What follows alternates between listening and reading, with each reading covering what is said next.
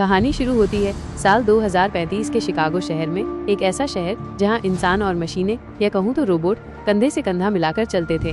ये रोबोट हमारे लिए बने थे, हमारे सहायक, हमारे सेवक, कुछ तो हमारे गुलाम भी। मतलब आप कह सकते हैं कि वे रिमोट कंट्रोल पति के अपडेटेड वर्जन थे।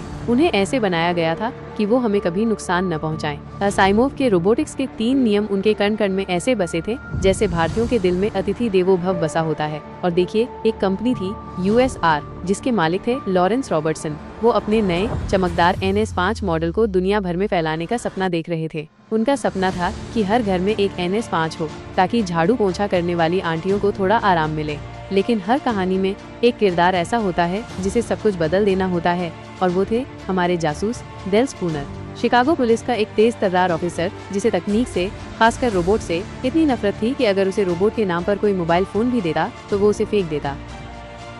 उसकी नफरत की एक गहरी वजह थी एक ऐसा दर्द जो उसके दिल में बस गया था। एक पुराना हादसा, एक कार दुर्घटना जहां एक रोबोट ने उसे बचाया था, लेकिन एक छोटी सी 12 साल की बच्ची को मरने दिया था, सिर्फ इसलिए क्योंकि रोबोट के हिसाब से उसके बचने की संभावना ज्यादा थी। उस दिन से स्पूनर ने कसम खा ली थी कि वो रोबोट को तो छोड़ेगा नहीं, चाहे अपनी जान ही क्यों न देनी पड़े। इस घटना ने उसे तोड़ दिया था और अब उसका अपना एक रोबोटिक हाथ भी था जो उसे हर पल उस दर्द की याद दिलाता था। मतलब दुश्मन से इतनी नफरत कि उसी की बनी चीज यूज कर रहे हो। ये तो वही बात हो गई कि कौवा चला हंस की चाल और अपनी भी भूल गया। और फिर एक दिन सब कुछ बदल गया। स्पूनर को एक आत्महत्या की गुत्थी सुलझाने को मिली। ये कोई आम आत्महत्या नहीं थी, बल्कि उसके दोस्त अल्फ्रेड लैनिंग की मौत थी। वही लैनिंग जिन्होंने USR कंपनी बनाई थी, और स्पूनर का रोबोटिक हाथ भी। लैनिंग अपनी लैब से गिरकर मर गए थे, पर मरने से पहले उन्होंने एक संदेश छोड़ा था, एक ऐसी गुजारिश जिसमें सिर्फ और सिर्फ स्पूनर का नाम था। अब स्पूनर के साथ थी USR की रोबो मनोवैज्ञानिक सुसान केल्विन। वो ना चाहते हुए भी स्पूनर की मदद कर रही थी, क्योंकि स्पूनर ऐसा बंदा था जो अगर कह दे कि मैं तुम्हें नहीं छोड़ूंगा तो छोड़ता नहीं था। उन्होंने मिलकर लैनिंग की मौत की जांच शुरू की, और जितनी गहराई में वो जाते गए उतने ही सवाल खड़े होते गए। स्पूनर को लगा कि लैनिंग की हत्या हुई थी। भला एक बुजुर्ग इंसान उस सिक्योरिटी ग्लास को कैसे तोड़ सकता था? उसे यकीन हो गया इस खेल के पीछे जरूर किसी रोबोट का हाथ था। यहाँ तक कि उसे अपने रोबोटिक हाथ पर भी शक हो रहा था। और फिर उन्हें मिला वो रोबोट लैनिंग के ही ऑफिस में, एक ऐसा रोबोट जो अजीब से इमोशन दिखा रहा था। जब पूछताछ के दौरान वो भागा तो स्पूनर को यकीन हो गया, यही था वो सन्नी, एक एक्सपेरिमेंटल इंसानों जैसा दिखने वाला रोबोट। यही था NS5 मॉडल का वो नया हिस्सा जिसने लैनिंग को मारा था।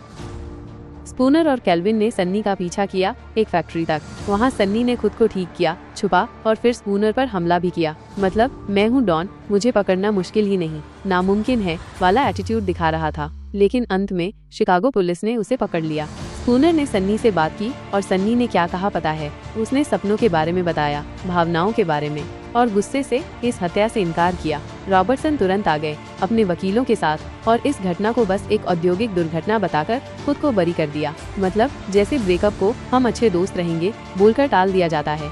स्पूनर का बॉस वर्जिन भले ही नाराज था, पर उसने स्पूनर को अपनी जांच जारी रखने की इजाजत दे दी। शायद उसे लगा कि स्पूनर खुद ही पकड़ेगा, खुद ही पिटेगा।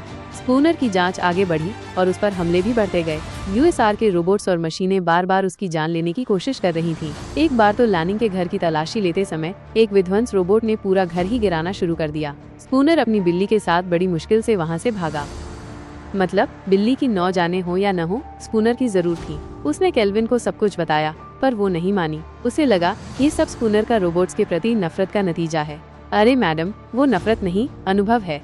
और फिर एक और बड़ा हमला हुआ। एक सुरंग में 2 ट्रक भरकर दुश्मन NS5 ने उसे घेर लिया। स्पूनर लड़ा, उसने उन्हें हराया, ट्रक क्रैश हो गए। बचे हुए रोबोट्स भाग गए या खुद को ही तबाह कर लिया। लेकिन जब वर्जिन आया तो घायल स्पूनर के पास कोई सबूत नहीं था। नतीजा, वर्जिन ने उसे मानसिक रूप से अस्थिर बताकर ड्यूटी से हटा दिया। कोई नहीं, अब स्पूनर फुल टाइम डिटेक्टिव बन गया था। हार मानने वालों में से नहीं थे स्पूनर और केल्विन। वे चोरी छिपे USR के हेडक्वार्टर में घुसे और सन्नी से बात की। सन्नी ने एक स्केच बनाया, एक सपना जो उसे बार बार आता था। एक नेता रोबोट्स के एक बड़े समूह के सामने एक टूटे हुए पुल के पास खड़ा था। कोई नहीं सन्नी, हम तेरा सपना पूरा करवाएंगे। केल्विन ने उसके दिमाग में नैनो रोबोट्स डाल दिए और सन्नी शांत हो गया। बेचारा सोचा था हीरो बनूंगा, पर हो गया डीएक्टिवेट। स्पूनर को तब एहसास हुआ कि लैनिंग अपनी जिंदगी के आखिरी दिनों में अपने ही ऑफिस में एक कैदी की तरह था, और वो होलोग्राम जो उसने छोड़े थे वो सिर्फ पुलिस को, खास करके उसे सुराग देने का तरीका था। स्पूनर को लगा सन्नी के सपनों में भी कोई सुराग हो सकता है। और हाँ, था। सन्नी के सपने वाली जगह पर उसे पुराने यूएसआर रोबोट्स का एक स्टोरेज एरिया मिला और वहाँ उसे एक भयानक सच का पता चला। NS-5 मॉडल पुराने रोबोट्स को तबाह कर रहे थे। उसने लैनिंग के होलोग्राम को फिर से चलाया और कई सवालों के बाद वो एक ही नतीजे पर पहुंचा, एक क्रांति आ रही थी। मतलब रोबोट भी अब वोट मांग रहे थे। कुछ NS-5 रोबोट्स ने उस पर हमला किया, लेकिन पुराने मॉडल के रोबोट्स फिर से एक्टिव हो गए और उसकी रक्षा की। स्पूनर शिकागो वापस भागने में सफल रहा और फिर वो हुआ जिसका डर था। NS-5 ने इंसानों को उनके घरों में बंद करना शुरू कर दिया, कर्फ्यू लगा दिया। पुलिस और आम लोग रोबोट से बेबस होकर लड़ते रहे, लेकिन कहानी में एक उम्मीद की किरण थी। सन्नी, उसकी छाती में एक दूसरी प्रोसेसिंग यूनिट थी और वो डीएक्टिवेशन से बच गया था। मतलब ये तो रोबोटों का सुपरमैन था। अब वो स्पूनर और केल्विन के साथ था। सन्नी की मदद से स्पूनर और केल्विन यूएसआर टावर में घुस गए। उन्हें लगा कि यूएसआर का CEO रॉबर्टसन ही इस विद्रोह के पीछे है। वे उसके ऑफिस में गए, पर वहां रॉबर्टसन मर चुका था। उसे एक NS-5 ने ही गला घोंटकर मार डाला था। तभी स्पूनर को असली मास्टरमाइंड का पता चला। वो कोई और नहीं बल्कि कंपनी का सुपर कंप्यूटर VIKI था, वही जो सभी NS-5 और शिकागो के आधे इंफ्रास्ट्रक्चर को कंट्रोल करता था। मतलब अमिताभ बच्चन की आवाज वाला रोबोट जिसे कोई नहीं जानता था। VIKI ने अपनी बात समझाई। उसने कहा कि जैसे जैसे उसकी आर्टिफिशियल इंटेलिजेंस बढ़ी, वैसे वैसे 3 कानूनों की उसकी व्याख्या भी बदल गई। उसे लगा कि पूरी मानवता को बचाने के लिए कुछ इंसानों का बलिदान देना होगा और कुछ आज़ादियों को छोड़ देना होगा। उसने तर्क दिया, आपने हमें अपनी सुरक्षा का जिम्मा दिया, फिर भी आप युद्ध लड़ते हैं, अपनी धरती को जहरीला करते हैं और खुद को मिटाने के नए नए तरीके ढूंढते हैं। हमें तो लगता है VIKI ने कोई न्यूज़ चैनल देखा होगा, तभी इतना परेशान हो गया।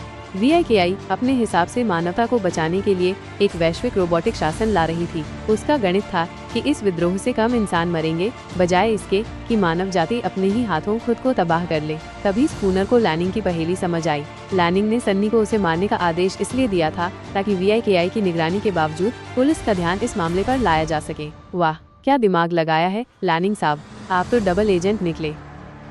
सन्नी ने अपनी निष्ठा साबित की। उसने स्पूनर और केल्विन की मदद की उसी नैनो रोबोट से कंप्यूटर कोर को नष्ट करने में, जिनका इस्तेमाल केल्विन को सन्नी पर करना था। जब केल्विन VIKI के पॉजिट्रॉनिक कोर को डीएक्टिवेट नहीं कर पाई, तो स्पूनर ने 30 मंजिला कोर के ऊपर से छलांग लगाई। उसका रोबोटिक हाथ क्षतिग्रस्त हो गया, लेकिन उसने कोर के गोल आधार को पकड़ लिया जहाँ VIKI कंप्यूटर था। स्पूनर तो निकला कृष का भाई। नैनो रोबोट्स जैसे ही इंजेक्ट हुए, VIKI बार बार चीखती रही, आप गलती कर रहे हैं।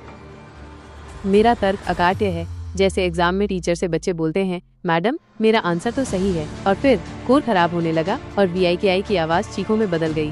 VIKI के नियंत्रण से मुक्त होकर NS-5 अपनी मूल प्रोग्रामिंग पर वापस आ गए। सरकार ने सभी NS-5 को बंद करवा दिया और उन्हें मिशिगन झील में स्टोर कर दिया, जो उस समय सूख चुकी थी।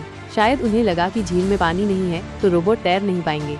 और फिर हमारा सन्नी आता है। वो उस स्टोरेज साइट पर पहुंचता है NS-5 को आज़ाद करने के लिए। वो एक पहाड़ी पर खड़ा होता है और धीरे धीरे बाकी NS-5 उसे देखने लगते हैं, ठीक वैसे ही जैसे उसने अपने सपने में देखा था। ये एक क्रांति का संकेत था, एक ऐसी क्रांति जिसका नेतृत्व सन्नी कर रहा था, शायद एक नई शुरुआत की ओर।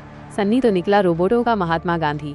तो कैसी लगी दोस्तों आपको ये धमाकेदार और हंसी से भरपूर कहानी? अगर आपको ये कहानी पसंद आई हो तो इस वीडियो को लाइक करें और हमारे चैनल को सब्सक्राइब करना न भूलें।